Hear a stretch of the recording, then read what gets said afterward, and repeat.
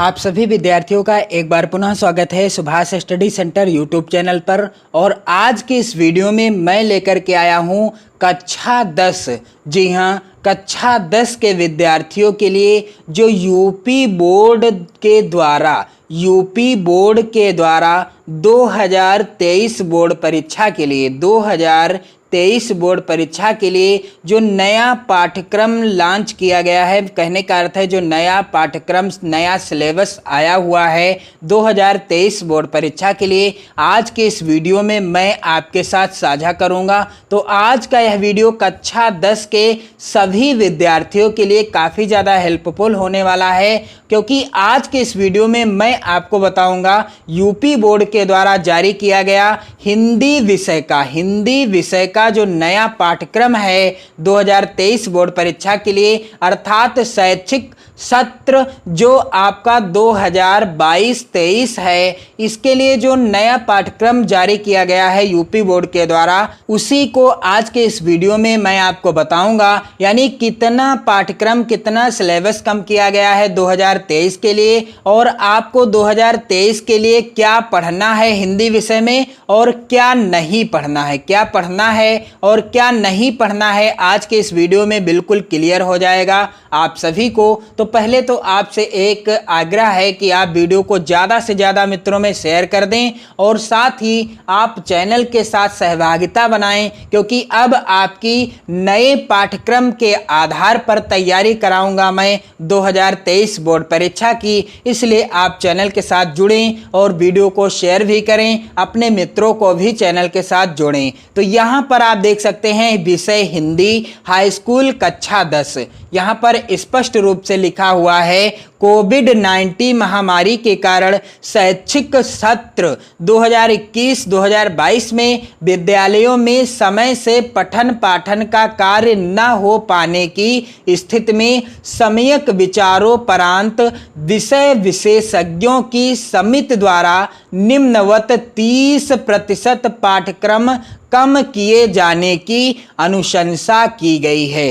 यानी 2023 के लिए 30% का पाठ्यक्रम हटा दिया गया है, हिंदी विषय में 30% का पाठ्यक्रम कम कर दिया गया है। बहुत बड़ी खुशखबरी है, क्योंकि अब आपको सिर्फ 70% का जो सिलेबस है उसी सिलेबस के आधार पर बोर्ड परीक्षा की तैयारी करनी है। आपको मेहनत के साथ तैयारी करनी है। यदि आप मेहनत से तैयारी करेंगे तब आपके अंक अच्छे आएंगे हर विषय के पेपर में। तो यहाँ पर आप देख सकते हैं जो 30% का पाठ्यक्रम है जो कि हटाया गया है, कुछ इस प्रकार से है। गद्य खंड हेतु क्या लिखूं पाठ है, जिसके लेखक हैं पद्मलाल पुन्नालाल बख्शी जी, इस पाठ को आपको नहीं पढ़ना है। ईर्ष्या तू न गई मेरे मन से, इस पाठ के लेखक हैं रामधारी सिंह दिनकर जी, तो इस पाठ को भी आप नहीं पढ़ेंगे। पानी में चंदा और चांद पर आदमी, जिसके लेखक हैं जयप्रकाश भारती जी, तो इस पाठ को भी आपको इस बार नहीं पढ़ना है।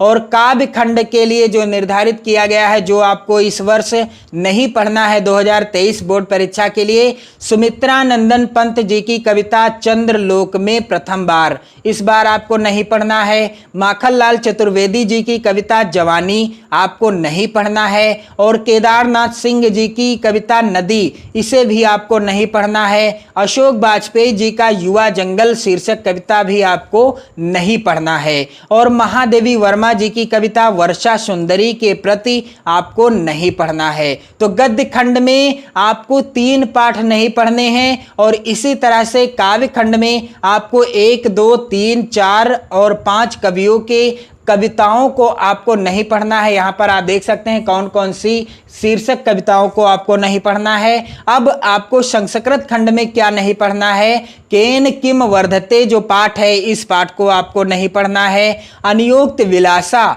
इस पाठ को भी आप नहीं पढ़ेंगे। संस्कृत एवं हिंदी व्याकरण के अंतर्गत आपको समास में कौन सा कर्मधारय और बहुव्रीहि, कर्मधारय और बहुव्रीहि समास नहीं पढ़ना है, और संधि में आपको वृद्धि संधि के बारे में नहीं पढ़ना है और ना ही उदाहरण पढ़ने हैं। और इसके बाद सर्वनाम में आपको तद और उस्मद इसको भी नहीं पढ़ना है। धातु रूप में दृश और पच इस धातु को नहीं पढ़ना है। उपर्युक्त के अनुक्रम में 70% का पाठ्यक्रम निम्नवत है। अब आपको क्या पढ़ना है 2023 के लिए? अब यहां पर आप देख लीजिए 2023 के लिए आपका जो 70% का पाठ्यक्रम है वह कुछ इस प्रकार से है कि क्या आपको पढ़ना है। तो विषय हिंदी हाई स्कूल कक्षा 10 के विद्यार्थियों के लिए इसमें 70 अंकों की लिखित परीक्षा तथा 30 अंकों का विद्यालय स्तर पर प्रोजेक्ट कार्य होगा। पूर्णांक कुल होगा 70 अंकों का, यानी जो आपकी लिखित परीक्षा होगी, हिंदी का पेपर होगा, उसका पूर्णांक क्या होगा? 70 होगा।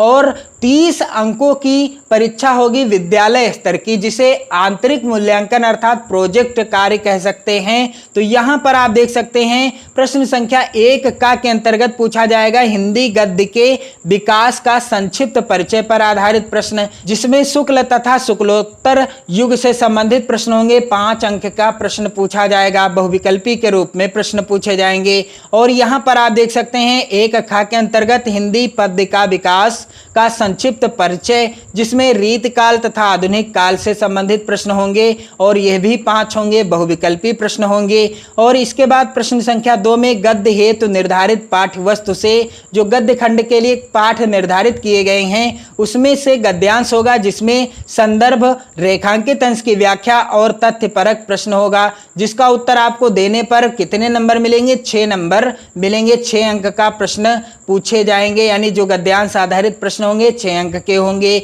और इसके बाद काव्य हेतु जो निर्धारित पाठ्य वस्तु से पूछा जाएगा पद्यांश, उसमें भी आपको संदर्भ लिखना होगा, व्याख्या करनी होगी और काव्यगत सौंदर्य लिखना होगा, जिसके लिए आपको कुल 6 नंबर यहां से भी मिल जाएंगे। और प्रश्न संख्या 4 के अंतर्गत संस्कृत गद्यांश अथवा पद्यांश का संदर्भ सहित हिंदी में अनुवाद करना होगा, 4 अंक का यह भी प्रश्न पूछा जाएगा। इसके बाद आपको 5वें नंबर का जो प्रश्न होगा आपकी वार्षिक परीक्षा में निर्धारित पाठों के लेखकों एवं कवियों के जीवन परिचय एवं रचनाओं से संबंधित होगा।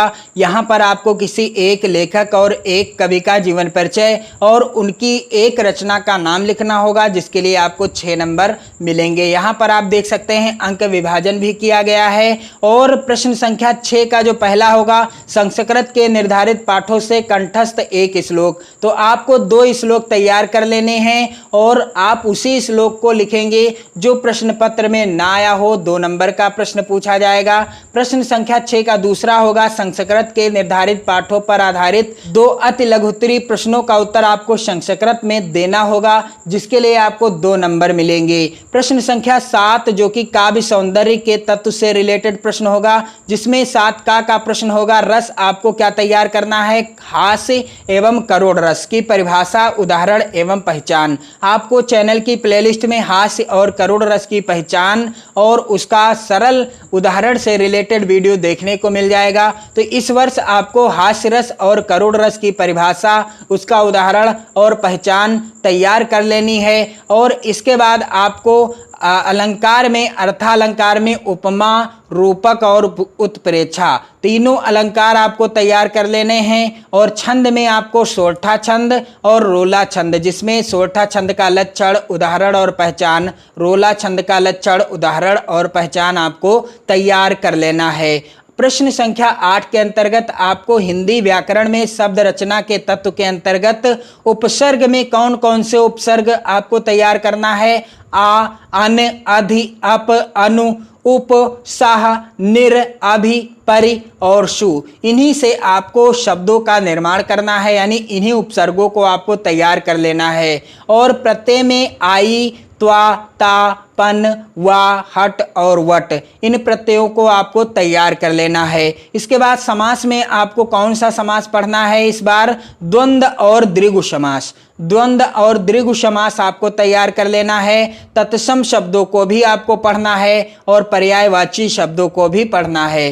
कौन से महत्वपूर्ण तत्सम शब्द हैं और कौन से पर्यायवाची महत्वपूर्ण हैं, सभी से रिलेटेड आपको चैनल की प्लेलिस्ट में मिल जाएंगे। और साथ ही समय समय पर मैं आपको वीडियो के माध्यम से बताता भी रहूँगा 2023 बोर्ड परीक्षा में क्या महत्वपूर्ण है और क्या महत्वपूर्ण नहीं है, सब कुछ आपको इस चैनल पर देखने को मिलेगा वीडियो के माध्यम से। और प्रश्न संख्या 9 जो कि होगा संस्कृत व्याकरण एवं अनुवाद से संबंधित, जिसमें संधि आपको यड़ संधि से परिभाषा, उदाहरण और पहचान तैयार कर लेना है। शब्द रूप में आपको सभी विभक्तियों एवं वचनों को पढ़ लेना है। और संज्ञा में फल, मति, मधु और नदी को तैयार कर लेना है। और धातु रूप में आप लट, लोट, लट, विधिलिंग, लंग लकारों में, जिसमें आपको पठ और हस धातु को तैयार कर लेना है। इसके बाद आप देख सकते हैं हिंदी के सरल वाक्यों का संस्कृत में अनुवाद से भी रिलेटेड प्रश्न पूछा जाएगा। और प्रश्न संख्या 10 होगा निबंध रचना पर, यानी आपको किसी एक विषय पर निबंध लिखना होगा, जिसमें आप वैज्ञानिक, सामाजिक, धार्मिक, सांस्कृतिक, आर्थिक समस्याओं पर आधारित एवं जनसंख्या, स्वास्थ्य, शिक्षा, पर्यावरण एवं यातायात के नियम पर आधारित विषय पर निबंध आप तैयार कर लेंगे। आपको किसी एक विषय पर निबंध लिखना होगा, जिसके लिए आपको 6 नंबर मिल जाएंगे। इसके बाद खंड काव्य के अंतर्गत आप संक्षिप्त कथा, वस्तु, घटनाएं, चरित्र चित्रण से रिलेटेड प्रश्न आपकी बोर्ड परीक्षा में होगा। और आंतरिक मूल्यांकन जो कि प्रत्येक 2 माह के अंतिम सप्ताह में होगा, जो कि होगा कितने अंक का? 30 अंक का, जो विद्यालय स्तर पर मूल्यांकन लिया जाएगा प्रत्येक 2 माह के अंतिम सप्ताह में 30 अंक का होगा। तो प्रथम होगा 10 अंक का मूल्यांकन, जो कि होगा वाचन, जिसमें भाषण, वाद विवाद, विचारों की अभिव्यक्ति आपको बतानी होगी। और द्वितीय मूल्यांकन होगा 10 अंक का, जिसमें व्याकरण संबंधी प्रश्न होंगे।